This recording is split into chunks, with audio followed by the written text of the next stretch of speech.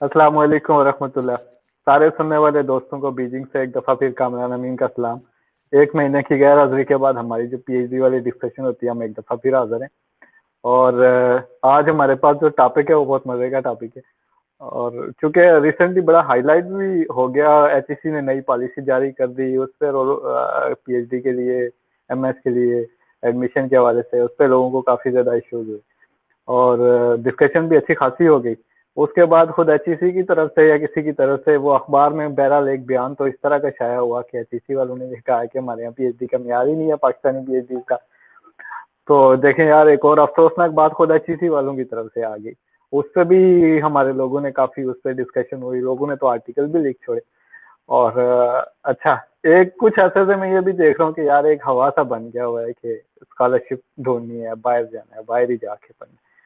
तो यार क्या लाजमी है बाहर जाके पढ़ना? अब जाहिर है स्कॉलरशिप सारे स्टूडेंट को तो नहीं मिल सकती, तो जिन स्टूडेंट को स्कॉलरशिप नहीं मिली उन बेचारों का क्या होगा? अगर उन्होंने पाकिस्तान में दाखिला लेना है तो एक माइंड सेट होता है आ रहा हुआ कि यार मुझे स्कॉलरशिप नहीं मिली, अब मेरा पता नहीं पाकिस्तान में तो पीएचडी होगी कि नहीं होगी, होगी तो कैसी होगी। ये सारी चीजें हम आज डिस्कस करेंगे और ये सोचेंगे कि अगर खुदा ना खास्ता आपको स्कॉलरशिप नहीं मिल जाती तो आपके साथ किस तरह आप पाकिस्तान में सरवाइव करें, क्या करें। और इवन कि अगर आपको स्कॉलरशिप भी मिलती है तो कुछ ऐसी चीजें जो पाकिस्तान में शायद ज्यादा बेहतर कर सकते।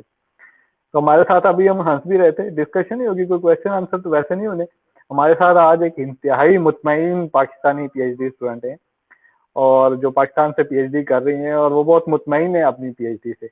उनसे हम ये सारी बातें आप पूछ सकते हैं कि वो मुतमईन क्यों है। और हम दोनों गैर मुतमईन हैं, और अतीक भाई चूंकि हम बाहर बैठे हुए हैं तो हमें तो जाहिर है यही लगता है कि यार शायद वो सिस्टम अच्छा नहीं था। तो हम अपनी बातें आपको बताएंगे कि बाहर आने के कितने नुकसानात होते हैं और बाहर आने के कितने फायदे भी हो सकते हैं। वो फायदे तो हम गिनते रहे हैं पिछले काफी सारे दो तीन जो सेशन हमारे हुए। तो आज हम इन पे बात करेंगे कि कौन कौन से चैलेंजेस यहाँ पे आपको पेश आ सकते हैं, इस पे हम सारी चीजें डिस्कस करेंगे। अच्छा, जो लोग हमें सुन रहे हैं, आप कोई भी इस डिस्कशन में हिस्सा लेना चाहें आप कमेंट कर सकते हैं और हम कोशिश करेंगे वो कमेंट आपका लाइव ब्रॉडकास्ट करें। और उसके अलावा आप क्वेश्चन कर सकते हैं, हम तीनों में से किसी से भी कोई बात कर सकते हैं। और मैं एक रिक्वेस्ट और करूंगा कि यार काइंडली जो आप सेशन देख रहे हैं इसको शेयर भी करें ताकि और भी थोड़े लोग हमें ज्वाइन कर लें, थोड़ी और रौनक लग जाएगी। अतीक भाई से पूछते हैं कि यार अतीक भाई, पाकिस्तान इतना बुरा है कि पीएचडी पाकिस्तान से नहीं हो सकती? नहीं नहीं, बिल्कुल हरगिज ऐसी बात नहीं है। और ये मेरे ख्याल से वो तस्वीर का एक रुख है जो हम देखते रहे पहले, और जिसपे हमने बात भी की अक्सर इस सेशंस में कि भाई बाहर की स्कॉलरशिप्स जो हैं वो क्यों इतनी इंपॉर्टेंट हैं, और किस तरह से अप्रोच किया जाए, और क्या चीज़ें जो है अपने जहन में रखनी होती हैं अप्लाई करने से पहले। लेकिन मैं थोड़ा सा इससे पीछे जाऊंगा, और चूंकि पीएचडी के हवाले से बात हो रही है तो मैं सबसे पहले तो ये कहूंगा कि पाकिस्तान में कोई बंदा बैठा हुआ है तो वो सबसे पहले तो ये चीज़ सोच ले कि वो पीएचडी क्यों करना चाहता है। तो पहले सबसे पहले तो इस चीज़ का जवाब उसे चाहिए कि वाकई क्या हाँ, पीएचडी उसकी ज़रूरत है, क्या पीएचडी उसे वहां लेकर जा सकती है जो वो अपने हाँ, लिए कैरियर प्लान हाँ। ध्यान में रखा हुआ है। जी। कोई डिस्टरबेंस आ रही है क्या? वो एक्चुअली मेरे कॉन्फ्रेंस रूम था तो वो पूछ रहा था कि कितनी एक देर अच्छा है अच्छा, time. No it's okay it's okay. अच्छा, तो पहली चीज ये होगी कि आप पहले तो आप रजामंदी का इजहार तो करते हैं कि भाई हमने पीएचडी करनी है, लेकिन वजह भी साथ होनी चाहिए। तो फर्स्ट जब आपको वजह समझ आ जाती है, फिर आपको पता चलता है कि भाई आप किस फील्ड में पीएचडी करना चाहते हैं। और वो जो फील्ड है फिर उससे अंदाजा आप लगा सकते हैं क्या आया पाकिस्तान में रुकना बेहतर है या बाहर जाना बेहतर है। जिस तरह बहुत सारी साइंटिफिक पीएचडीज हैं जो बेसिक साइंसेज से या फंडामेंटल साइंसेज या इवन अप्लाइड साइंसेज से भी रिलेटेड हैं, उनमें इंफ्रास्ट्रक्चर्स का होना बहुत ज़रूरी है। तो अगर आप इंफ्रास्ट्रक्चर्स को ज़हन में रखते हैं और फिर आप अगर उसकी बुनियाद पे फैसला करते हैं तो बिल्कुल बाहर आना जस्टिफाएबल है। लेकिन बाहर आने के चैलेंजेस भी अपने हैं, बाहर हर बंदा आ भी नहीं सकता, ये भी एक अटल हकीकत है। और क्या बाहर आकर हर बंदा सर्वाइव कर सकता है या उस जगह तक पहुंच सकता है जिस जगह उसने जाना है एट द एंड, ये भी एक बड़ा सवालिया निशान होता है। और बहुत सारे लोग जो बाहर आते हैं, ऐसा नहीं कि हर एक बंदा एक सक्सेस स्टोरी बनता है। और मैंने तो इवन ऐसे लोगों को भी देखा कि जो बाहर से क्वालिफाइड होकर भी वहां तक नहीं पहुंच सके जहाँ पे उसी तरह का बंदा पाकिस्तान में एक बेहतर ट्रेनिंग लेकर एक बेहतर जगह पे पहुंचा। तो ये एक बड़ी गंभीर सी मेरे ख्याल से सिचुएशन है, और ये केस डिपेंडेंट भी है। अब बाहर आना क्यों है और क्या बाहर आना बेहतर है या नहीं, इसके लिए ऑफ कोर्स हर बंदे की अपनी लाइफ है और उसकी सर्कमस्टेंसेस हैं जो शायद डिफाइन करते हैं कि उसके लिए क्या बेहतर है। फिर दूसरा इंपॉर्टेंट सब्जेक्ट की चॉइस, जैसा मैंने पहले बताया कि कुछ सब्जेक्ट्स ऐसे हैं जिसके अंदर पाकिस्तान से बाहर आना कभी कभार मजबूरी बन जाता है और कभी कभार वो ज्यादा फायदेमंद होता है। और कुछ सब्जेक्ट्स इवन ऐसे हैं, जिस तरह हमारी अभी ऑफ द स्क्रीन डिस्कशन भी हो रही थी, कि जिस तरह सोशल साइंसेज वगैरह है, उसके अंदर जो सर्वेज करने हैं या उसमें जो रिसर्च करनी है वो शायद पाकिस्तान में भी बेहतर हो सकती है। फिर तीसरी इंपॉर्टेंट चीज ये है कि जो स्कॉलरशिप्स हैं और जो अपॉर्चुनिटीज हैं वो बड़ी लिमिटेड हैं। अगर आप नंबर ऑफ स्टूडेंट्स को देखें जो अप्लाई करते हैं और जिनको मिलती हैं, तो बहुत बड़ा आपको डिफरेंस नजर आता है। तो बाकी जो स्टूडेंट्स हैं वो अगर ये डिसाइड करें कि नहीं, उन्होंने जाना ही जाना है, और वो शर्त लगा लेंगे पीएचडी होगी तो सिर्फ बाहर से होगी, तो ये मुझे लगता है कि एक बड़ा नेगेटिव इम्पैक्ट उस बंदे की पर्सनल लाइफ पे डालता है। और टाइम जो है इसका, काफी सारा टाइम जो है वो जाया हो रहा होता है इन सारी चीजों के अंदर। और फिर तीसरी इंपॉर्टेंट चीज जो मेरे ज़हन में है कि पाकिस्तान में ऐसे इंस्टीट्यूट्स मौजूद हैं, मुझे ऐसा लगता है, जहाँ पे कदरे बेहतर काम हो रहा है। बहुत सारी ऐसी बैरूनी यूनिवर्सिटी से और बाहर की यूनिवर्सिटी से, और बहुत सारे ऐसे प्रोफेसर हैं पाकिस्तान में जिनके करीब रहें आप और उनके साथ काम करें, तो शायद आपकी लर्निंग बहुत बेहतर होगी। तो मेरे ख्याल से डिस्कशन को आगे चलाएंगे तो हमें जो इसके डिफरेंट एस्पेक्ट्स उनका अंदाजा होता रहेगा। जी बिल्कुल। एक्चुअली मुनज़्ज़ा शायद इंटरनेट का कोई मसला है उनकी तरफ, या क्या मसला है? हम्म। ज्वाइन कर रही हैं और वापस चली जाती हैं, फिर ज्वाइन कर रही हैं, उनसे हम सुनेंगे, क्योंकि दरअसल बातें तो उनकी हम बहुत सारी सुनेंगे कि वो पाकिस्तान में बहुत ही मुतमईन है, वो पाकिस्तान से पीएचडी कर रही हैं, और क्यों वो पाकिस्तान से मुतमईन है। बाकी जैसे आपने कहा यार, सबसे पहले तो एक चीज़ ये जहन में रखें कि हर बंदे को स्कॉलरशिप नहीं मिल सकती, लिमिटेड अपॉर्चुनिटीज़ होती हैं। और हम्म। उसमें भी फिर ज़ाहिर है मुकाबला अगर आप देखें तो कितना टफ होता है, और मुकाबले से भी ज़्यादा देखें बहुत सारे फैक्टर्स काउंट होते हैं। जैसे अगर मुझसे पूछते हैं कि चाइना में हमने इतना सीजीपीए ले लिया, इतने एक्सेप्टेंस लेटर हैं, इतने पेपर हैं, तो हमारी चाइना में स्कॉलरशिप हो जाएगी कि नहीं होगी? मैं ये कहता हूँ कि यार बस दुआ किया करें, हो सकता है हो जाए, हो सकता है ना हो। बाद दफ़ा ऐसा भी होता है। तो ये सारे चीज़ें मद्देनज़र रखें। इसका ये मतलब है कि अगर आपकी स्कॉलरशिप नहीं भी हो रही तो मुनज़्ज़ा दोबारा हमारे साथ आएंगे। मुनज़्ज़ा, इससे पहले कि आप दोबारा कहीं गायब हो जाएं, हम आपसे दरख्वास्त करते हैं कि आप अपना इंट्रोडक्शन करवाएं सबसे पहले। माइक ऑन कर। जी। अस्सलाम वालेकुम warahmatullahi wabarakatuh। आवाज़ आ रही है मेरी? जी आ रही जी। अ, मेरा नाम मुनज़्ज़म है और मैं जो है केमिस्ट्री में पीएचडी कर रही हूँ एग्रीकल्चर यूनिवर्सिटी फैसलाबाद से, और ये मेरा पीएचडी का 3rd सेमेस्टर स्टार्ट होने वाला है। माशाल्लाह। मुनज़्ज़ा, आप पाकिस्तान से पीएचडी कर रही हैं, वैसे आप क्या कहेंगी कि पाकिस्तान से पीएचडी करनी चाहिए कि नहीं करनी चाहिए? डेफिनेटली करनी चाहिए। मैं तो कहती हूँ कि जब हम देखें कि अगर सारे जो इंटेलेक्चुअल लोग हैं, जो इंटेलिजेंट लोग हैं, वो यूरोप और बाहर की यूनिवर्सिटीज़ में चले जाएँ, और फिर सारे स्टूडेंट्स जिनकी कुछ जॉब के इश्यूज़ हैं या जो बाहर नहीं जा सकते, फिर वो यहाँ की यूनिवर्सिटीज़ में रह जाएँ, तो डेफिनेटली फिर वो जो प्रोडक्ट होगी फिर वो भी वैसी होगी, और फिर हम जो है वो बदनाम कर रहे होते हैं कि पाकिस्तान में जो है वो पीएचडी सही नहीं है। डेफिनेटली जब सारी जो करीम होगी, जो इंटेलिजेंट लोग होंगे, वो रुकेंगे नहीं यहाँ पे, तो फिर हम कैसे कह लेकिन ये सकते बात हैं अपनी किसी चीज़ जगह को कि ठीक नहीं है कि जो इंटेलिजेंट लोग हैं वो बाहर की यूनिवर्सिटीज में जाएं, एडवांस कंट्रीज में जाएं, वहां से पढ़ के वापस आए, एडवांस स्किल्स और नॉलेज सीख के आएं, और फिर आगे पाकिस्तान की खिदमत करें? ये बात ज्यादा अच्छी नहीं है वैसे। देखिए, उन्हें ज़रूर इंसान को ट्राई तो ज़रूर करना चाहिए ना। हर इंसान की कोशिश होती है कि वो अच्छी से अच्छी की ख्वाहिश में चला जाता है, तो वो ज़रूर करे ट्राई। लेकिन फिर कुछ चीज़ें ऐसी होती हैं, हम भी ट्राई करते हैं, लेकिन कुछ प्लानिंग्स अल्लाह ताला की तरफ से भी होती हैं जो हमारे लिए बेहतरीन होती हैं। जैसे मैंने भी पहले ट्राई किया था अब्रॉड के लिए कि मैंने जाना है, लेकिन फिर कुछ कोविड के ऐसे कुछ सर्कमस्टांसेस थे, और बहुत सारे ऐसे भी लोग होते हैं जिन्हें फैमिली की तरफ से, मेरा तो उनके लिए फैमिली की तरफ से बाहर जाना कुछ अलाउ नहीं होता। गर्ल्स के लिए कुछ आप देखेंगे यूरोप में, मतलब कहीं न कहीं कोई ना कोई प्रॉब्लम्स होती हैं उनको। तो उनके लिए अगर वो, मैं कह रही हूँ कि अगर पाकिस्तान से हम यही माइंड में रख के मतलब हम पीएचडी स्टार्ट करते हैं कि नहीं यहाँ तो होनी प्रॉब्लम्स हैं हमें फेस, और मेजॉरिटी ऑफ द टाइम ऐसा होता है, बल्कि अल्लाह ताला कहते हैं ना कि आप जैसा गुमान करेंगे तो वैसा आपको मिलेगा। तो फिर जब हम वो नियत ही वो लेके स्टार्ट करें एक जगह से पीएचडी के यहाँ हमें प्रॉब्लम्स होनी ही है, तो डेफिनेटली आपको प्रॉब्लम्स होंगी। लेकिन अब आपको जब एक आती है और आप उसको जो है एक ब्लेसिंग्स लेके समझ के उसको स्टार्ट करते हो, और उस पे फिर अपना फुल एनर्जी भी देते हो, तो उसके फिर आउटपुट्स जो है वो बहुत अच्छे होते हैं। चले मुनज़्ज़ा, वैसे मुनज़्ज़ा ये बताएं आप कौन से सब्जेक्ट में पीएचडी कर रही हैं? सो मुनज़्ज़ा दोबारा कहीं डिस्कनेक्ट हो गई हैं। अतीक भाई वापस आते हैं। मुनज़्ज़ा का सब्जेक्ट केमिस्ट्री है। हम दोनों बात कर रहे थे सोशल साइंसेज की, के स्पेसिफिकली सोशल साइंसेज वाले जो लोग होते हैं वो बेशक पाकिस्तान में ही रहें तो भी बड़ी अच्छी बात है, क्योंकि एक उसका डिफरेंट एस्पेक्ट है, उस पर खुल के हम बात करेंगे। मुनज़्ज़ा का जो सब्जेक्ट है वो केमिस्ट्री है, यानी प्योर साइंसेज है, और साइंसेज के बारे में ये रुझान है कि चूंकि पाकिस्तान में। जी मुनज़्ज़ा वापस आ गई आप, बहुत हम आपको एक दफा फिर वेलकम कहते हैं। आपसे मैं पूछा था सब्जेक्ट आपका कौन सा है, वो तो मैंने बता दिया। और और चूंकि उसमें इंटरेस्टिंग चीज़ है कि अज्यूम ये किया जाता है कि पाकिस्तान में जो साइंटिफिक रिसर्च है उसके लिए सहूलतें इतनी ज़्यादा अच्छी नहीं है, और काफ़ी स्टूडेंट ख्वार होते हैं। तो इस पे हम बात करेंगे कि आप कितनी ख्वार हुई और आप ख्वार नहीं हुई। हम अतीक भाई की तरफ जाते हैं। अतीक भाई।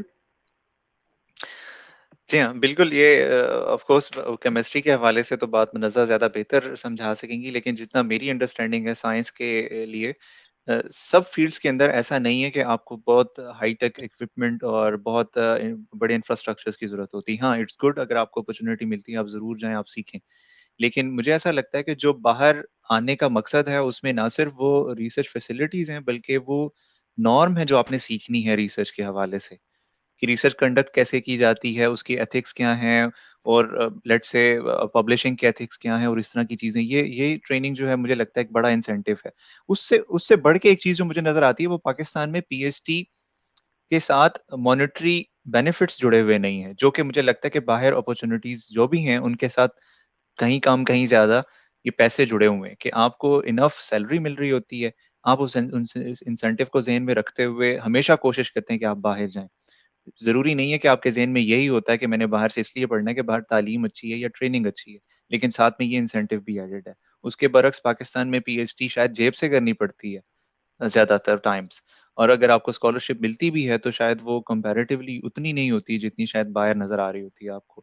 तो एक जो डिसीजन मेकिंग है स्टूडेंट्स की बाहर जाने की, मुझे लगता है कि उसमें ये बहुत बड़ा किरदार अदा करता है कि बाहर आपको इनफ स्टाइपेंड मिल रहा है। और अभी हमारा एक ग्रुप है स्कॉलरशिप का, वहाँ जुनैद भाई हैं, और वो बड़े मज़े-मज़े की पोस्टें शेयर करते हैं कि 7,75,000 माहाना स्टाइपेंड वगैरह। तो मेरे ख्याल से ये ये भी एक बड़ा किरदार अदा करता है। बिल्कुल, इस ये बात अपनी जगह एक ठीक है, लेकिन यार देखें फॉर एग्जाम्पल अगर आपको 7 लाख मिलते हैं तो वो 7,75,000 मिलते हैं तो वो 7 लाख खत्म हो जाते हैं। खैर जो लोग अभी हमें सुन रहे हैं उनको मैं ये बताता चलूँ कि आज का हमारा टॉपिक ये है कि पाकिस्तान से अगर पीएचडी करें तो उसके क्या क्या फायदे और नुकसान हो सकते हैं, और वाकई पाकिस्तान से पीएचडी करनी चाहिए या नहीं करनी चाहिए, ये हम डिस्कशन कर रहे हैं। आप जो सारे लोग हमें सुन रहे हैं आप भी इस डिस्कशन में हिस्सा ले सकते हैं। करना सिर्फ इतना है कि कमेंट सेक्शन में आप जो भी चीज़ हमारे साथ शेयर करना चाहते हैं वो लिखें, और हम उसको इंशाल्लाह ब्रॉडकास्ट करेंगे, और कोई पॉइंट होगा तो उस पर डिस्कशन भी करेंगे। हमारे साथ जैसा मैंने पहले कहा कि 2 गैर मुतमईन पाकिस्तानी स्टूडेंट और 1 मुतमईन पाकिस्तानी स्टूडेंट मौजूद है, और जिसका ये ख्याल है कि पीएचडी पाकिस्तान से करनी चाहिए। आपको 3 सेमेस्टर हो गए मुनज़्ज़ा, तो कितने पब्लिकेशन आपने कितनी कर ली? मेरी अल्हम्दुलिल्लाह जो है 5 पब्लिकेशंस हो गई हैं, और 3 आर्टिकल एक बुक चैप्टर, एक रिव्यू आर्टिकल और एक रिसर्च आर्टिकल सबमिटेड है। ये 5 पब्लिकेशन आपने 3 सेमेस्टर में कर ली? मेरी नहीं, डाटा जो था ना, 2 पब्लिकेशंस का मेरा एमफिल का था, और 3 मैंने सही। रिव्यू पेपर लिखे। 3 रिव्यू पेपर, जबरदस्त। 5 पब्लिकेशन उन्होंने कर ली। ये जो बाहर बैठे हुए लोग हमें हमें सुन रहे हैं, आप इधर कमेंट करके बताएंगे कि 3 सेमेस्टर में आपने कितनी पब्लिकेशन कर ली थी। अतीक भाई क्या कह रहे हैं आप? मैं क्यों शर्मिंदा करवा रहे हैं आप इन सबके सामने, पर खैर मुझे ऐसा लगता है कि पब्लिकेशंस एक मैयर नहीं है रिसर्च में प्रोग्रेस करने का, और भी बहुत सारी चीजें हैं। फिर जो स्ट्रक्चर है पीएचडी का वो भी डिफर करता है बाहर और पाकिस्तान में। कहीं पे कोर्स वर्क, मसलन पाकिस्तान में आपको पहले कोर्स वर्क करना है, और फिर जब आप खत्म करते हैं फिर उसके बाद आप अपनी रिसर्च स्टार्ट करते हैं। फिर कई जगह पे मैंने ऐसे देखा है, जिस तरह कोरिया है, वहाँ पे इवन मास्टर्स में भी पहले दिन से आप रिसर्च लैब स्टार्ट कर देते हैं। और फिर इस तरह यूरोप में आते हैं तो यूरोप में कोर्स वर्क जो है वो आप किसी वक्त भी कर सकते हैं ड्यूरिंग 4 इयर्स और 5 इयर्स, जो भी प्रोग्राम है आपका। तो डिपेंडिंग अपॉन कि आप किस तरह की जगह पे एंड अप हो रहे हैं और किस तरह के ग्रुप में एंड अप हो रहे हैं, मेरे ख्याल से साल की एक पब्लिकेशन एटलीस्ट यूरोप में एक एवरेज है जो एक स्टूडेंट से एक्सपेक्ट भी की जाती है, और वो ज्यादातर लोग अचीव भी कर लेते हैं। लेकिन फिर अगेन क्वेश्चन ये आता है कि किस तरह की पब्लिकेशन है वो। और अगर जो मेरे एक्सपीरियंसेस हैं उसके मुताबिक देखा जाए तो एक जो पब्लिकेशन यहाँ पे की जाती है उससे 3 आसान और छोटी पब्लिकेशंस भी निकाली जा सकती हैं अगर कोई जल्दी में हो तो। जी। अच्छा ये देखें, अभी हमें कमेंट्स भी आ रहे हैं कुछ थोड़े, बहुत सारे लोग हमारे साथ हैं, शाह फैसल भाई, लारे, फरमान, अली रुस्का, सबका बहुत शुक्रिया, किरण, कंवल, जिशान। ये अहमद अली भाई ने लिखा है कि इन्होंने 6 पब्लिकेशन एमफिल में डेफिनेटली पाकिस्तान से ही की, एमफिल किया, मैथमेटिक्स में पब्लिकेशन कर ली। अभी हम पब्लिकेशन पे बात कर रहे हैं, जैसे अतीक भाई ने एक पॉइंट किया, वो भी जहन में रखें। और फिर इम्पैक्ट फैक्टर भी, और भी बहुत सारी चीजें काउंट होती हैं। बट ऐसा नहीं है कि अगर आप पाकिस्तान से पीएचडी नहीं करते तो पब्लिकेशन में बहुत सारे मसाइल होते हैं, या इस तरह जो करना चाहते हैं वो पाकिस्तान से भी करते हैं।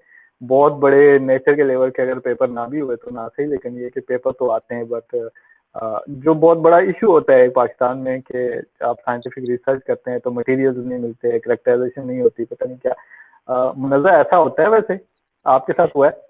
जी, जी, डेफ़िनेटली ऐसा होता है कि देखिए हर जगह पे कहीं न कहीं आपको कहीं न कहीं किसी न किसी मसले का जो है आपको सामना करना पड़ता है, वो कहीं भी आप जाएँ। तो यहाँ पे डेफ़िनेटली मैं कहूँगी कैरेक्टराइज़ेशन का हमें स्पेशली एनएमआर का इश्यू होता है। उसके लिए ये है कि देखिए अगर आपके सुपरवाइज़र हेल्पिंग हैं, अगर वो आपको उनके आगे लिंक्स हैं, जैसे में हमारे जो है कोलैबोरेशन है मलाइशिया में ईमान बायो इंस्टीट्यूट के साथ। तो हमें इस ये नहीं हो सकता, मतलब देखिए ये है कि हम उसी टाइम कंपाउंड बना के वहीं सिंथेसाइज़ किया और वहीं हम उसका कैरेक्टराइज़ेशन करें और फ़ौरन-फ़ौरन हम उसपे आर्टिकल भी लिख लें, ये हमारे लिए प्रॉब्लम होता है। लेकिन इतना होता है कि कम से कम अगर हम 10, 12, 15 कंपाउंड हमने 1 मंथ के अंदर सिंथेसाइज़ कर लिए, जैसे कि मैं ऑर्गेनिक सिंथेसिस की हूँ, ऑर्गेनोमेटालिक की, तो एट लीस्ट हमारी उनके साथ लिंक्स होते हैं, हम उनको जो है भिजवा देते हैं बाहर।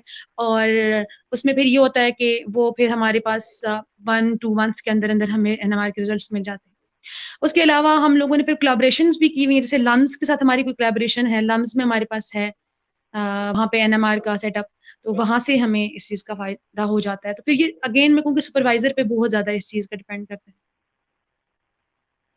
अच्छा जी, बिल्कुल। देखें अतीक भाई, ये तो एक बात आ गई कि अगर आपके पास फैसिलिटीज नहीं है तो ये चीज मैनेज की जा सकती है। नहीं, आजकल के दौर में तो सुपरवाइजर इवन ना भी हो, मैं ये समझता हूँ कि अगर स्टूडेंट खुद भी थोड़े हाथ पाँव मारे ना, तो ये वाली जो चीजें ऊपर नीचे काफी सारी मैनेज हो जाती हैं बहुत हद तक। और क्योंकि आप एक कम्युनिकेशन आपकी अगर अच्छी है और आप टेक्नोलॉजी बड़ी अच्छे से यूज करते हैं, और इधर उधर आपके ताल्लुकात भी दोस्तों के साथ अच्छे हैं जो बाहर बैठे हुए हैं, जहाँ जहाँ पे फैसिलिटीज हैं, या इवन पाकिस्तान में भी, तो आप उस चीज को यूटिलाइज कर सकते हैं। आपका काम जरा थोड़ा थोड़ा होता रहता है, बट ये डिपेंड करता है कि आप खुद कितने डिवोटेड हैं और खुद कितने मोटिवेटेड हैं। वैसे अतीक भाई, ये फैसिलिटीज वाले इशू पे आप क्या कहेंगे? बिल्कुल मुनज़्ज़ा ने बड़ी अच्छी खूबसूरत बात की कि इनकी कोलैबोरेशंस मौजूद है और मुझे लगता है कि जहाँ तक मेरा एक्सपीरियंस है कि ये बहुत रेयर है। इवन डिपार्टमेंट के अंदर कम्युनिकेशन का इतना गैप है कि साथ वाले ऑफ़िस में क्या हो रहा है आपको कोई लेना-देना नहीं है उससे। और इतने छोटे-छोटे सेक्शंस बने हुए हैं, अगर ग्रुप्स भी हैं तो बहुत छोटे हैं कि वो जो स्टडी का स्कोप है वो इतना वास्ट हो नहीं सकता। एट लीस्ट फॉर एग्ज़ाम्पल मेरे एक्सपीरियंस में मैं एग्रीकल्चर साइंसेज़ से हूँ और एग्रीकल्चर को डिफरेंट एस्पेक्ट्स, डिफरेंट लेवल्स पे स्टडी किया जा सकता है। मैं फॉर एग्जांपल जेनेटिक्स और जीनोमिक्स लेवल पे स्टडी करता हूँ प्लांट्स को। कुछ लोग जो हैं वो उसके प्रोडक्शन साइड पे जाते हैं, कुछ लोग उसकी डिजीज़ेज़ को स्टडी करना चाहते हैं, कुछ लोग उसके इकोसिस्टम में जो उसका रोल है उसको स्टडी करना चाहते हैं। अब इस तरह के जो मामलात हैं, अब पाकिस्तान में जो रिसर्च हो रही होती है वो बहुत ही नैरो उसकी यूँ समझ लें कि वो है स्कोप्स हैं। और जिस तरह मुनज़्ज़ा ने बताया कि इनके यहाँ कोलैबोरेशंस हैं, आउट ऑफ कंट्री भी हैं, इनसाइड कंट्री भी हैं और ये कहीं न कहीं एक-दूसरे को कॉम्प्लीमेंट कर रहे हैं, दिस इज़ वेरी गुड और मेरे ख़्याल से ये वाहिद रास्ता है बेहतरी की तरफ जाने का, जहाँ पे आपके पास रिसोर्सेज़ नहीं है। आपके पास नहीं है, आप उधार ले लें, कोलैबोरेट कर लें। लेकिन जिस तरह इन्होंने बताया कि ये सुपरवाइज़र पे भी डिपेंड करता है कि आया वो विलिंग हैं इस चीज़ के लिए या नहीं। आपने जिस तरह इंडिकेट किया कि ऑफ कोर्स स्टूडेंट जो है वो अगर डायनामिक होगा तो वो कहीं न कहीं से उस चैलेंज को कोप कर लेगा और कहीं न कहीं से वो उस चीज़ का रास्ता निकाल लेगा और वो उस चीज़ को फुलफ़िल कर लेगा। लेकिन स्टिल अक्सर औक़ात मैंने देखा है कि स्टूडेंट के हाथ में वो अथॉरिटीज़ नहीं होती और ज़्यादातर केसेज़ में मुनज़्ज़ा ऑफ कोर्स हम एक केस को डिस्कस कर रहे हैं जो कि ऑफ कोर्स बड़े एक अच्छे इंस्टीट्यूट में बैठी हुई हैं, लेकिन कंपेयर किया जाए दूसरे इंस्टीट्यूट के साथ और एक ब्रॉडर ऑडियंस की अगर आप ओपिनियन लेंगे तो वो मेरे ख़्याल से एग्री नहीं करेंगे इस चीज़ से कि बहुत ज़्यादा कोलैबोरेशंस हैं। इसीलिए स्टडीज़ का स्कोप बहुत कम है। बिल्कुल, ये बात बिल्कुल अपनी जगह है। अनीका ने पूछा है कि मुनज़्ज़ा कहाँ से पीएचडी कर रही है? मुनज़्ज़ा जीसी यूनिवर्सिटी फैसलाबाद से है, ऐसा ही है? नहीं, एग्रीकल्चर यूनिवर्सिटी फैसलाबाद से है मुनज़्ज़ा। चुप हो गई मुनज़्ज़ा। खैर, तो वो पीएचडी कर रही हैं फैसलाबाद से, बहरहाल। और दूसरी चीज ये है कि शबीर अली भाई हमें न्यू दिल्ली से सुन रहे हैं, क्या बात है शबीर भाई, बहुत शुक्रिया, आपकी मोहब्बतों का इसी तरह साथ रही हमें। जो जो लोग हमें सुन रहे हैं, मैं उनसे एक दफा फिर ये दरख्वास्त करूँ कि आज हम ये डिस्कस कर रहे हैं कि पाकिस्तान से पीएचडी करने में क्या क्या चैलेंजेस हो सकते हैं, क्या फायदे हैं, क्या नुकसान है, बाहर जाना चाहिए नहीं जाना चाहिए, अगर आप फॉर एग्जाम्पल नहीं जा सकते तो आपके पास क्या ऑप्शन बचते हैं, और इस पे आप कोई अपनी थॉट्स शेयर करना चाहें हमारे साथ तो जरूर आप कमेंट में हमें कमेंट करें और उसको हम लाइव ब्रॉडकास्ट करेंगे। जैसे अतीक भाई ने दो बातें कही, एक मेरा वैसे पहली बात जो थी ना, उस पर मेरा एक एक्सपीरियंस हुई है। एक दफा अहमद सलीम साहब साबिक डीजी रहे एनसीपी के, उनकी एक बात मेरे जहन में रह गई है। वो किसी जगह एक स्पीच करते हुए कह रहे थे कि हमारे यहाँ साइंटिस्ट नहीं है, जागीरदार हैं। जिस तरह जागीरदार अपनी जमीनों के करीब नहीं आने देता, हमारे साइंटिस्ट अपनी लैब में किसी को नहीं जाने देते।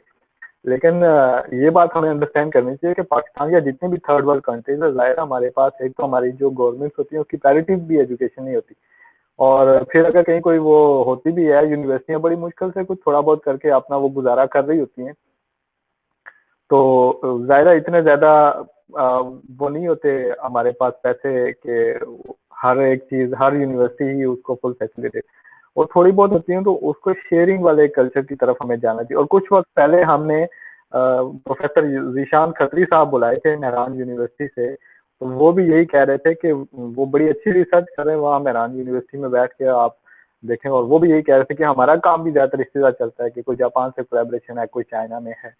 अब रह गई बात स्टूडेंट की, आप फॉर एग्जांपल मिर्जा के सुपरवाइजर साहब बड़े कोऑपरेटिव हैं, उन्होंने लिंक बनाया, बट अगर आपका सुपरवाइजर भी कोऑपरेटिव नहीं है तो आप क्या करेंगे? तो आप ऐसे स्टूडेंट फाइंड करें। और देखिए हमारे पास आते हैं सैंपल, फॉर एग्जांपल पाकिस्तान से चाइना सैंपल भेजना कोई इतना बड़ा मसला नहीं, और चाइना में इतने पाकिस्तानी बैठे हुए हैं कि आपको अपने सब्जेक्ट से रिलेटेड कहीं ना कहीं कोई मिल ही जाएगा। तो अगर आपका एडमिशन हो जाता है पाकिस्तान में, आपको कहीं स्कॉलरशिप नहीं मिलती तो लें, पाकिस्तान में एडमिशन लें, रिसर्च जरूर दें वहाँ पे। हाँ, इसमें एक चीज का ख्याल रखें कि कोशिश ये करेंगे, पाकिस्तान में भी अच्छे बुरे इंस्टीट्यूट हैं, और दो चीजें पीएचडी में मेरा ख्याल है, और इसमें हम अतीक भाई और नजर से भी पूछेंगे। इंस्टीट्यूट, हमारे लोग जाते हैं कि इंस्टीट्यूट की रैंकिंग क्या है, कायद आजम यूनिवर्सिटी उसकी रैंकिंग इतनी है, लम्स की रैंकिंग इतनी है। मैं ये समझता हूँ कि पीएचडी में जो चीज मैटर करती है, जब आप रिसर्च में जाते हैं तो वो ये मैटर करती है कि आपका सुपरवाइजर कैसा है और आपका रिसर्च ग्रुप कैसा है, वो कितना एक्टिव है और वो पब्लिकेशन में कितना इन्वॉल्व है। ये चीज बहुत मैटर करती है। आपकी रैंकिंग मैटर नहीं करेगी कि आपने कहाँ से वो किया। इसलिए कि अगर आप रो रहे हो और रो रो के मिन्नतें कर करके कहीं एक पेपर के साथ पीएचडी करें, और एक बंदा हंस करके शुगल मेले में जैसे मुनज़्ज़ा है 6 7 8 पेपर अभी तक उन्हें कर लिए, और वो पीएचडी तो क्या करेगी? आपने अगर पाकिस्तान की टॉप नंबर से पीएचडी की हुई है और उन्होंने बेशक 12वें नंबर वाली यूनिवर्सिटी से की है, तो क्या होगा इससे? तो ये ना देखें, बल्कि ये देखें कि कहाँ पे सुपरवाइजर एक्टिवली इन्वॉल्व है रिसर्च में, उनकी रिसर्च पब्लिकेशन आ रही है, और दूसरा ये कि रिसर्च ग्रुप कितना एक्टिव है और कितना कोऑपरेटिव है। एनवायरनमेंट आपको पाकिस्तान में तो बड़ा इजी है, स्टूडेंट से मिलने पता चल जाएगा। अतीक भाई आप क्या कहेंगे? बिल्कुल कामरान, मैं एग्री करता हूँ इन चीज़ों से, लेकिन यहाँ एक पॉइंट क्लियर करना ज़रूरी है कि पब्लिकेशन सिर्फ एक मैयर नहीं है रिसर्च का। एक यूँ समझ लें कि ज़रूरी है, आपने करनी है पब्लिकेशन, और इससे पता चल रहा होता है कि आप किस डायरेक्शन में जा रहे हैं, आप कितने इन्वॉल्व हैं, कितना बड़ा या छोटा प्रोजेक्ट कर रहे हैं। लेकिन अगर सोल पर्पस आपने ये रखा हुआ है कि आपने पेपर पब्लिश करना है, तो फिर जो रिसर्च का मकसद है वो फ़ौत हो जाता है। और जो रिसर्च का मकसद है वो स्पेशली पीएचडी या डॉक्टरल रिसर्चर के लिए ये है कि वो मेथोडोलॉजी को सीखे और वो at the end of the day independent hypothesis को अप्रोच कर सके। और जब आपने ग्रेजुएट होना है तो एट सम पॉइंट आपने रिस्पॉन्सिबिलिटी लेनी है उस फील्ड के अंदर, और लोग एक्सपेक्ट करते हैं कि भाई अब आप डॉक्टर साहब हो चुके हैं, अब आपको इतनी जी चीज इतने लेवल तक जरूर आनी चाहिए। और अक्सर औकात मैंने देखा है कि पाकिस्तान में हमारे टीचर्स के साथ या हमारे टीचर्स के बारे में ओपिनियंस इसीलिए नहीं बन पाते कि हमें ऐसा लग रहा होता है कि इनको वो चीज आएगी और इनको आनी चाहिए, लेकिन उनको नहीं आ रही होती। और और ये बिल्कुल हम समझते हैं एटलीस्ट कि ऐसा है कि अगर आपके एरिया से बाहर चीज़ है तो मुमकिन है कि आपको ना आती हो। लेकिन जो लर्निंग का प्रोसेस था शायद कहीं न कहीं वहाँ फ्लॉ रह गया था। और मुझे लगता है कि वो चीज़ अगर पाकिस्तान में आप मिटिगेट कर रहे हैं और इवन आप लेस पब्लिकेशंस भी कर रहे हैं किसी दूसरे बंदे से, तो स्टिल आप बहुत आगे हैं रिसर्च के अंदर। फिर दूसरी चीज़ ये है कि पाकिस्तान में जब आप पीएचडी करते हैं तो अब सुपरवाइज़र के हाथ में मैं कल एक कोट पढ़ रहा था बड़ा मज़े का, और उसमें लिखा हुआ था कि अगर आप बाहर आके पीएचडी करते हैं तो यू वर्क विद सुपरवाइज़र, और जब आप पाकिस्तान में पीएचडी करते हैं तो यू वर्क अंडर सुपरवाइज़र। तो मेरे ख्याल से ये 2 चीज़ें जो हैं ये बहुत इम्पोर्टेंट हैं अगर आपने पाकिस्तान में पीएचडी स्टार्ट करनी है, और किस बंदे के साथ करनी है, किस तरह की लैब में करनी है। आप बहुत अच्छा पब्लिश कर लें लेकिन आपकी जिंदगी अजीरन हुई हो तो वो पब्लिकेशन शायद आपको जी वो फायदा नहीं दे। तो जी मुझे लगता है कि एक मल्टी फैक्टोरियल प्रॉब्लम है ये, और आपको सारी चीजों को देख के चलना होता है डिसीजन लेते बिल्कुल हुए। सही। और यहाँ मैं एक और चीज भी क्लियर करता चूं कि बाहर आते हुए ये चीज इवन 10 गुना ज्यादा मुश्किल हो जाती, क्योंकि आप बाहर किसी को जानते नहीं है, ना सुपरवाइजर को जानते हैं, ना उस लैब में काम करने वाले किसी इंसान को जानते हैं। तो अगर आप किसी ऐसे बंदे के साथ बाहर आके फंस जाते हैं जो आपको तंग करने वाला और आपकी नहीं बन पाएगी, तो शायद वो ज्यादा नुकसानदेह है। तो पाकिस्तान में एटलीस्ट वो रिस्क फैक्टर कदरे कम होता है, क्योंकि आप एक्सपीरियंसेस पूछ सकते हैं, दूसरे लोगों से ओपिनियन ले सकते हैं, उनका खुद कुछ अरसा काम करके देख सकते हैं। बआसानी आपके पास वो डिसीजन लेने का मौका मिलता है एट द एंड। मुझे लगता है कि ये प्रोज भी हैं पाकिस्तान में रहने के, कि आपको पता चल जाता है कि भाई इस बंदे के करीब आना है या इससे दूर भागना है। बिल्कुल। मुनाजा, आप इसमें क्या ऐड करेंगे इस सारी डिस्कशन में कि लैब और सुपरवाइजर और जी, जी, बिल्कुल। मैं जो सर अतीकुर रहमान ने जो बात की है, मैं 100% उससे एग्री करती हूँ। और आई थिंक जो आपकी लर्निंग होती है सुपरवाइज़र के साथ-साथ, देखिए मैंने ये देखा है कि हमारी लैब्स में उन्हीं अच्छे सुपरवाइज़र्स के साथ कुछ स्टूडेंट ऐसे भी हैं जो नहीं काम करते, तो सुपरवाइज़र उनको ज़बरदस्ती नहीं करवा सकता। यानी 50-50% रोल होता है। आपका पैशनेट होना और आपका फ़ोकस्ड अपने काम पे होना भी ज़रूरी है, और आपके सुपरवाइज़र का आपके साथ कोऑपरेट करना भी ज़रूरी है। फिर लर्निंग की जहाँ तक बात है, तो आप दुनिया के जिस भी कोने में हैं, तो देखिए लर्न तो खुद आपने करनी है। लिटरेचर सर्वे चाहे आप यूरोप में बैठे हुए हैं या पाकिस्तान में, वो आपने खुद करना है। चीज़ें आपने खुद पढ़नी है। अगर आपकी अपनी फ़ील्ड के दिन में 3 आर्टिकल्स करंट चीज़ें नहीं पढ़ रहे, आपको नहीं पता क्या हो रहा है, वो अगर आप यूरोप में भी बैठे हुए हैं, तो फिर आप नहीं उस तरह की चीज़ें लर्न कर पा रहे। तो ये आप पे डिपेंड करता है कि आपका जो पैशन का जो लेवल है, या जैसे अभी सर बात कर रहे थे कुछ देर पहले कि बाहर स्टाइपेंड्स की बात कर रहे थे, तो मुझे लगता है एक फैक्टर इसका पाकिस्तान में ये भी आ जाता है कि जब जेब से पैसे दिए हुए होते हैं, शायद ये भी होता है कि अगर मैं पैसे भी लगा रहा हूँ, फिर भी मैं कुछ नहीं कर रहा, या स्पेशली फीमेल्स को होता है कि हम अपने पेरेंट्स की इतनी इन्वेस्टमेंट को वो कर रहे हैं, देख रहे हैं, ले रहे हैं उनसे, तो एटलीस्ट फिर हमें उस चीज़ का ख़्याल, एहसास होना चाहिए कि अगर उसको फिर आउटपुट भी उस लिहाज से मिलनी चाहिए। फिर ये चीज़ भी आपको शायद सुकून से इतने नहीं बैठने देती कि नहीं, मैंने with in time limit, with in 3 years, और अपनी लर्निंग भी बहुत अच्छी रखनी है, क्योंकि मेरी ये लास्ट स्टेज है लर्निंग की। अब प्रोफेशनल फील्ड में मुझे फिर लर्निंग नहीं हो सकती, फिर मैंने दूसरों को सिखाना है। तो ये चीज़ें भी आपके माइंड में चल रही होती हैं, और फिर होता है कि नहीं, मेरी ड्यूरेशन भी आगे नहीं जानी चाहिए। डेफिनिटली आप एक्स्ट्रा सेमेस्टर लगाएँगे, आपको एक्स्ट्रा पे करना पड़ेगा। तो ये सारी चीज़ें फिर मैटर करती हैं, और दैट्स इट।